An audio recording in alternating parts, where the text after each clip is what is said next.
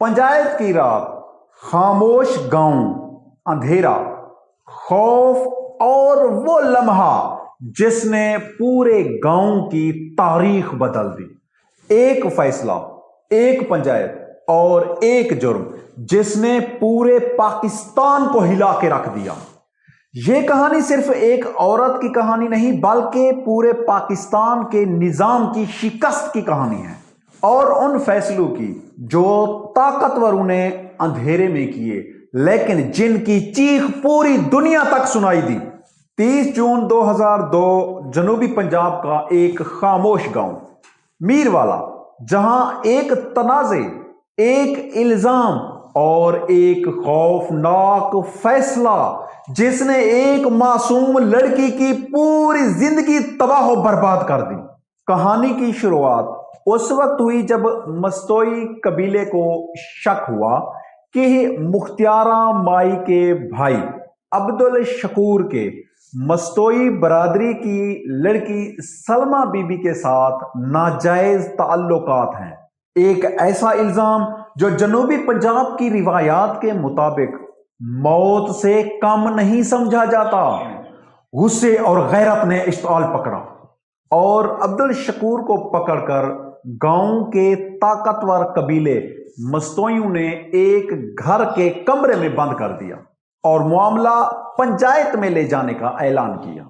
22 जून 2002 वो रात जिसे आज भी सुनकर पूरा मुल्क लरज जाता है। पंचायत बुलाई गई।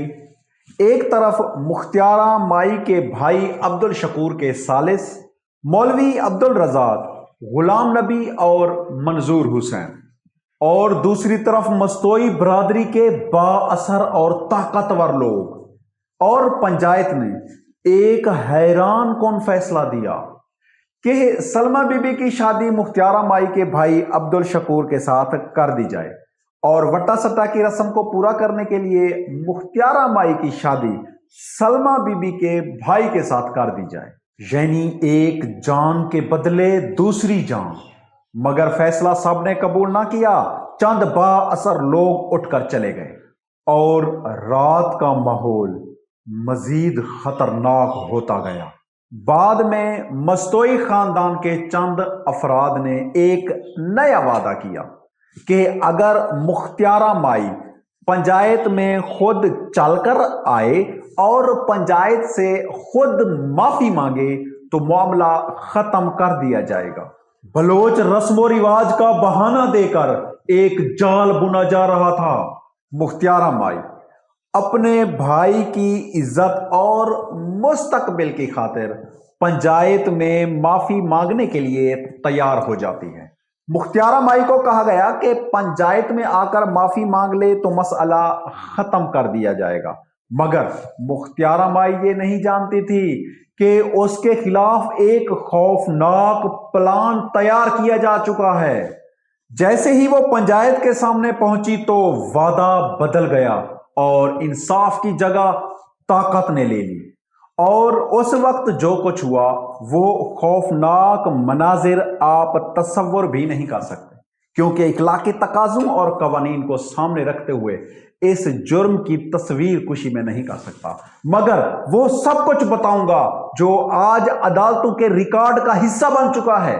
और अदालत में एक ऐसा वकील पेश हुआ जिसका हर लफ्ज अदालत में तीर बन के निकलता है और दूसरी तरफ मुल्ज़िमों का वकील अपनी ताकत और अपने इल्म से कहानी को पलट देना चाहता था। मुख्तियारा माई के वकील ने अभी दलाइल शुरू ही किए थे कि रियासत के वकील ने एक नई बहस छेड़ दी कि यह मुकदमा इंसदाद दहशत गर्दी की अदालत में आया ही क्यों, जिस पर अदालत ने कहा 8 साल हो गए हैं इस मुकदमे का ट्रायल चलते हुए और आज तक दायरे अख्तियार पर किसी ने एतराज नहीं उठाया, और अगर इस वक्त एतराज उठाया गया तो यह इंसाफ का कत्ल होगा।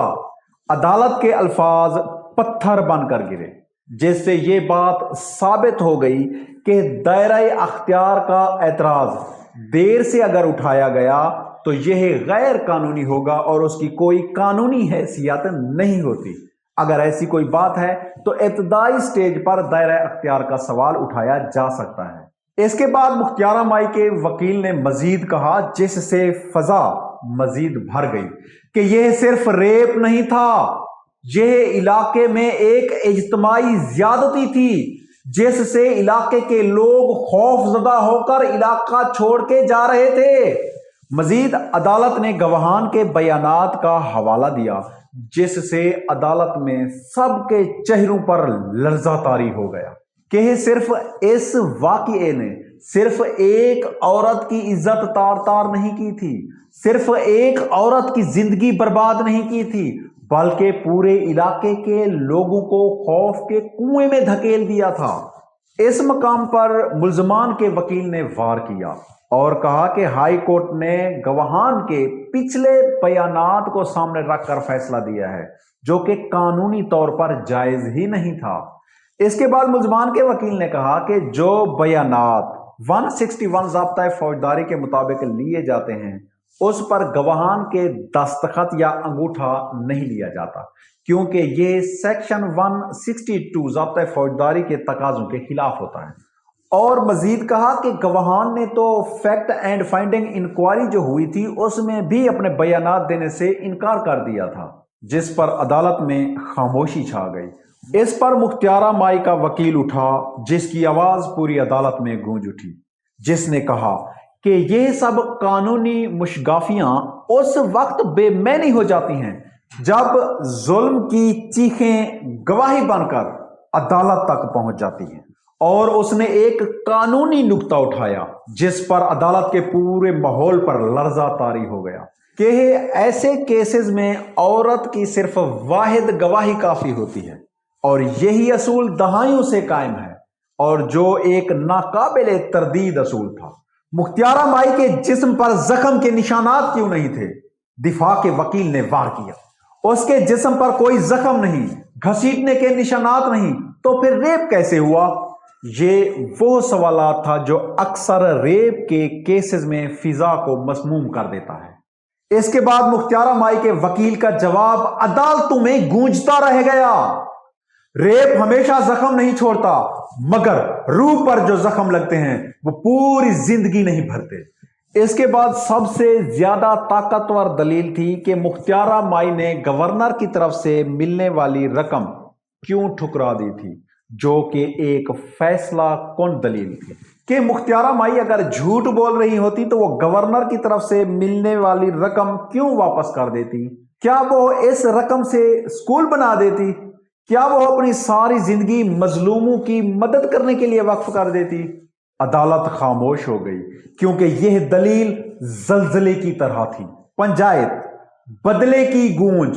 अदालत में एक बार फिर वो मौजू उठा कि पंचायत ने बदले का फैसला करके एक औरत की इज्जत के साथ खेलकर मुजरिमाना हुक्म दिया है, और इस फैसले के बाद यह मुकदमा सिर्फ एक खानदान का बदला नहीं बल्कि पूरे मुआशरे की जंग बन चुका था।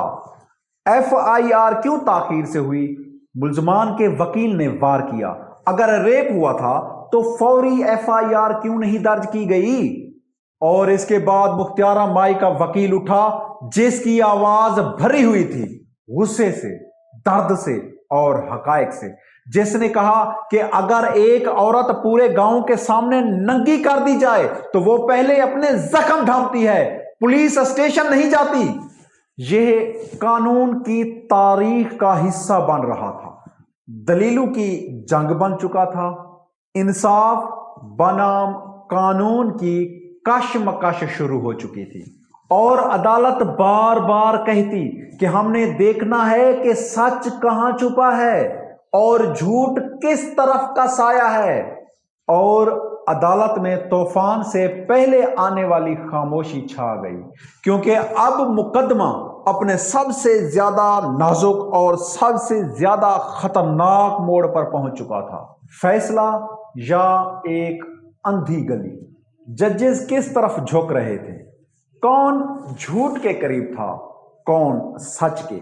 और इस केस ने पाकिस्तानी कानून में कौन सी लड़ाइयां छेड़ दी اور عدالت میں خاموشی اتنی گہری تھی کہ جیسے وقت خود خوف کے بوجھ تلے سسک رہا ہو، اور عدالت عظمیٰ کے جج کی سنجیدہ آواز فضا میں گونجتی ہے۔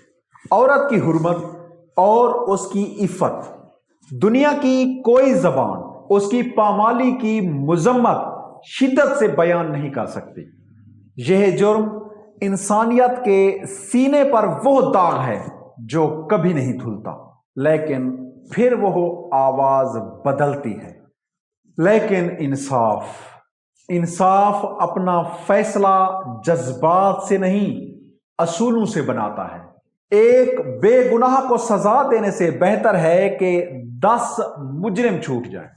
یہ وہ لمحہ ہے جہاں کہانی صرف ظلم کی نہیں بلکہ انصاف کی اندھی گلیوں میں مڑ جاتی ہے۔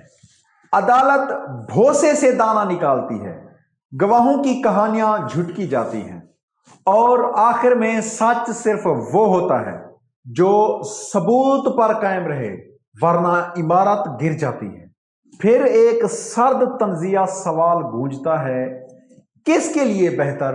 اور اس کا جواب عدالت کے حال میں بجلی کی طرح گرتا ہے، سب کے لیے، کیونکہ آج اگر ایک بے قصور جیل جا سکتا ہے تو کل سب جیل جائیں گے۔ یہ وہ لمحہ ہے جب ایک تماشائی سمجھتا ہے کہ یہ کیس صرف جرم کا نہیں بلکہ قانون و انصاف کی ایک کسوٹی ہے۔ وہ 8 افراد جن کے نام FIR میں بھی موجود نہ تھے، جن کا کوئی کردار بھی نہیں تھا، جن کے خلاف کوئی گواہی بھی موجود نہ تھی، صرف اس پنچایت میں موجود ہونا کیا انہیں مجرم ثابت کرنے کے لیے کافی تھا؟ عدالت گونجتی ہے کہ اگر اس اصول کو مان لیا جائے تو اس وقت موقع پر موجود 200 سے 250 لوگ گاؤں کے موجود تھے، تو کیا سب مجرم ٹھہرے؟ تو کیا سب کو پھر عدالت کے کٹہرے میں لایا جائے گا؟ تو کیا پھر سب کے خلاف ٹرائل چلایا جائے گا؟ یہی وہ مقام تھا جہاں پر تماشائیوں کی سانس رک جاتی ہے اور 26 جون 2002 کی تاریخ ابھرتی ہے۔ سلمیٰ کی شادی، خلیل کا گھر، اور اچانک یہ بھڑک اٹھنے والا مقدمہ۔ یہ ممکن ہے کہ ایک پنچایت نے شادی کی امیدیں توڑ دی ہوں اور بدلہ لینے کا عنصر شامل ہوا ہو، تمام رشتہ داروں کو مجرم بنا دینا۔ یہ اتفاق نہیں ہو سکتا۔ یہ وہ حصہ ہے جہاں کیس کی بنیادیں ہلتی ہوئی محسوس ہوتی ہیں۔ گاؤں کی رات، ظلم اور تاریکی کے سوالات۔ کہانی میں کچھ شکوک و شبہات پیدا ہوتے ہیں۔ رات تھی، تاریکی تھی، تو گواہ نمبر 14 کے مطابق موقع پر 200 سے 250 لوگ موجود تھے، تو ملزمان کو کیسے نام اور ولدیت سے پہچانا گیا؟ اور اس بات کو بھی سامنے رکھا گیا کہ 2 الگ برادریاں، 2 الگ اخوت اور مشترکہ فیصلہ کہیں ثابت بھی نہیں ہوتا۔ کیا یہ کہانی ویسی تھی جیسے بیان کی گئی تھی، یا اندھیرے میں کچھ اور ہی تھا؟ کہانی میں مولوی عبدالرزاق کا کردار سہارا یا ماسٹر مائنڈ؟ ایک ایسا کردار جو ہر جگہ ہے لیکن ہر جگہ شک چھوڑ جاتا ہے۔ عدالت کہتی ہے کہ یہ کیسے ہو سکتا ہے کہ اتنا بڑا واقعہ ہو گیا اور اسے 5 دن تک پتہ ہی نہ چلا، اور جب پتہ چلا تو ایک ایسے شخص سے پتہ چلا جس کا نام ہی یاد نہ ہے اور جو عدالت میں گواہ ہی نہ ہے۔ اور پھر دوسرا دھچکا، مختار مائی کی اجازت کے بغیر جمعہ کے خطبہ میں اس واقعہ کا اعلان کر دینا۔ کیوں؟ کس لیے؟ گواہ نمبر 12 اور گواہ نمبر 13 کے تضادات سے بھری کہانیاں۔ عدالت دونوں کے بیانات کو مضحکہ خیز قرار دیتی ہے۔ گھر ایک مگر بھائی کو علم نہیں۔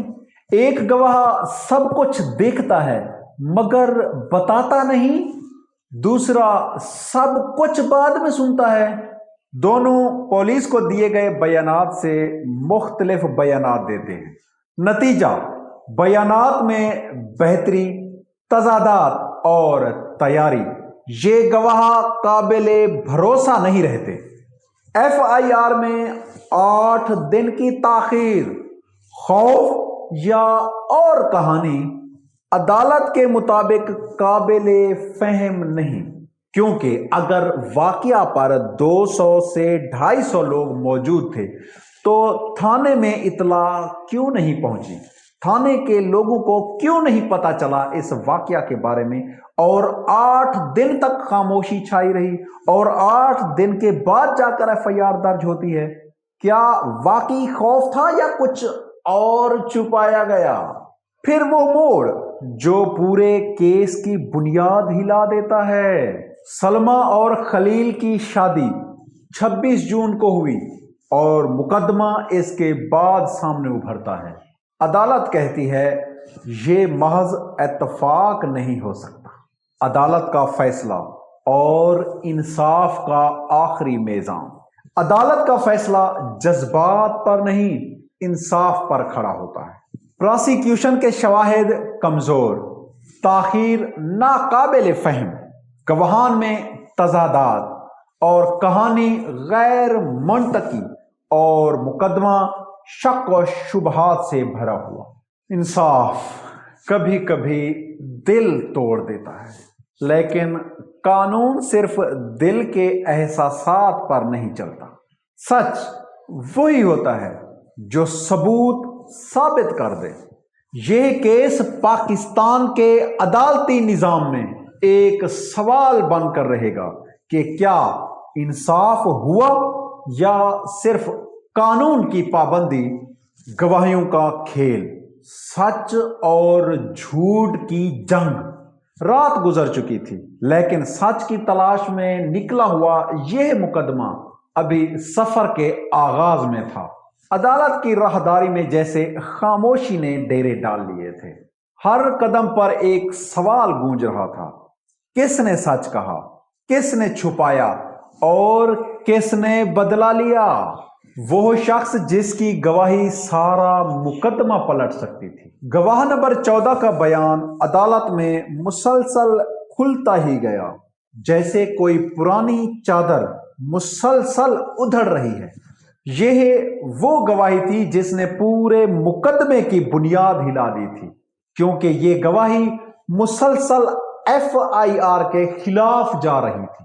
گواہ کہتا ہے غلام فرید کو معافی دے دی گئی تھی، مگر پنچایت میں فیاض نے کچھ اور کہا۔ اس کا سیکشن 164 کا عدالت میں دیا گیا بیان ایف آئی آر سے میل ہی نہیں کھاتا تھا۔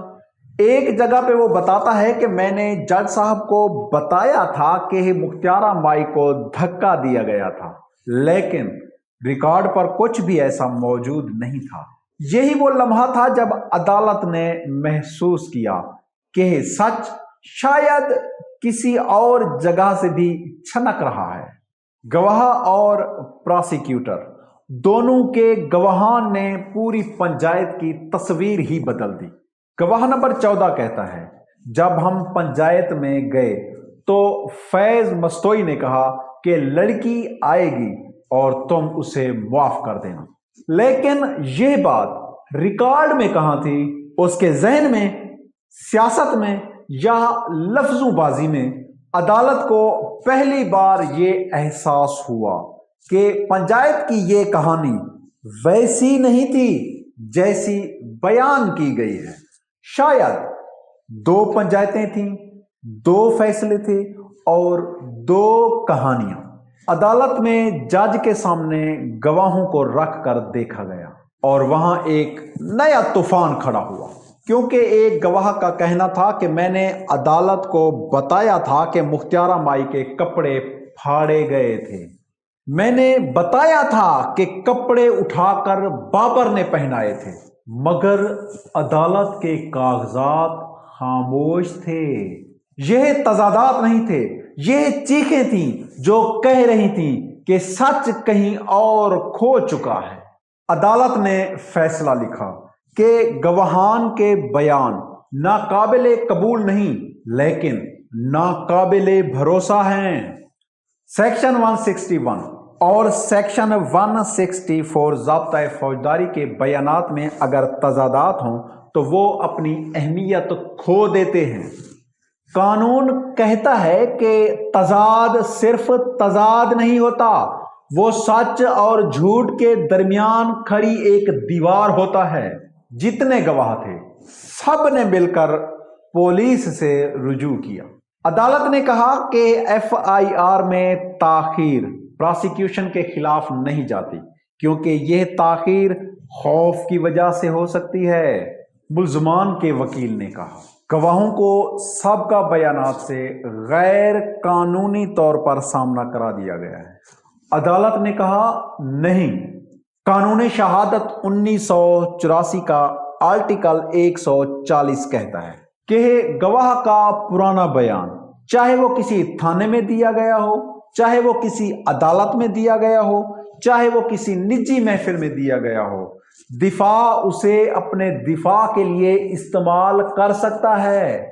عدالت کہتی ہے کہ ہر عصمت دری کیس میں صرف متاثرہ کی واحد گواہی کافی نہیں ہوتی۔